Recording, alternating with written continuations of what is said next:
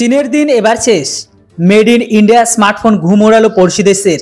বিরাট নজির গড়ল ভারত। এবার ভারতের স্মার্টফোন রপ্তানির ক্ষেত্রে বিরাট পরিসংখ্যান সামনে এসেছে। মূলত দেশে স্মার্টফোন রপ্তানির পরিমাণ ক্রমাগত বাড়ছে। অন্যদিকে চীন এমনকি ভিয়েতনাম থেকে স্মার্টফোন রপ্তানি ক্রমাগত হ্রাস পাচ্ছে বলে জানা গিয়েছে। পরিসংখ্যান অনুযায়ী 2024-এর অর্থবর্ষে চীনে মোবাইল রপ্তানির পরিমাণ 2.78% কমেছে। এইদিকে আমরা যদি ভিয়েতনামের পরিসংখ্যানের দিকে তাকাই তাহলে দেখা যাবে ওই সময়ের মধ্যে ভিয়েতনামে মোবাইল রপ্তানি 17.6% পতন হারে রেকর্ড করা হয়েছে।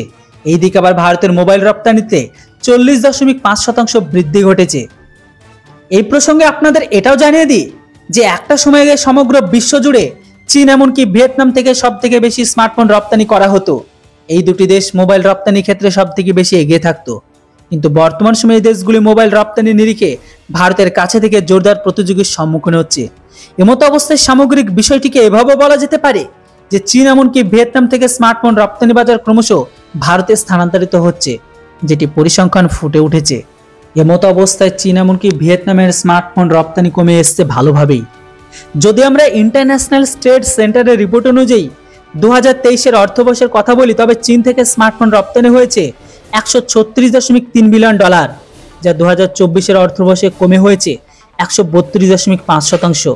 অপরদিকে ভিয়েতনামে 2023-এর অর্থবর্ষে স্মার্টফোন রপ্তানি হয়েছে 31.9%, যেখানে 2024-এর অর্থবর্ষে স্মার্টফোন রপ্তানি 26.7% নেমে এসেছে। এমতো অবস্থায় যদি আমরা ভারতের কথা বলি তাহলে ভারতে 2023-এর অর্থবর্ষে স্মার্টফোন রপ্তানি হয়েছে $11.1 বিলিয়ন, যেখানে 2024-এর অর্থবর্ষে এটি বৃদ্ধি পেয়ে হয়েছে $15.6 বিলিয়ন। এর অর্থ হলো ভারতের মোবাইল রপ্তানির পরিমাণ প্রায় 4.50% বৃদ্ধি পেয়েছে। মানে স্মার্টফোন রপ্তানি বাজার ক্রমশ চীন ও ভিয়েতনাম থেকে ভারতের দিকে চলে আসছে। এভাবেই বেড়েছে মোবাইল ফোন রপ্তানি। ভারত থেকে বিপুল পরিমাণে স্মার্টফোন রপ্তানির ক্ষেত্রে PLI স্কিমের সব থেকে বড় অবদান রয়েছে। এই স্কিমটি অ্যাপেল থেকে শুরু করে ভিভো, শাওমি, স্যামসাংয়ের মতো বড় বড় মোবাইল প্রস্তুতকারী সংস্থাগুলোকে দেশে স্মার্টফোন তৈরি করতে উৎসাহিত করছে, পাশাপাশি আর্থিকভাবে সহযোগিতা করা হয়েছে। এমতো অবস্থায় ভারত টাটা গ্রুপের মতো কোম্পানি স্মার্টফোন তৈরির ক্ষেত্রেও সামনে এগিয়ে এসেছে। তবে এটা কিন্তু বলাই বাহুল্য, ভারত যেভাবে এই সেক্টরে কাজ করছে খুব তাড়াতাড়ি আমাদের মাঠ থেকে অর্থাৎ আমাদের মার্কেট থেকে এইভাবে চীনের ফোনকে সম্পূর্ণ বাইরে বের করে দিতে পারবো। জাস্ট সময়ের অপেক্ষা।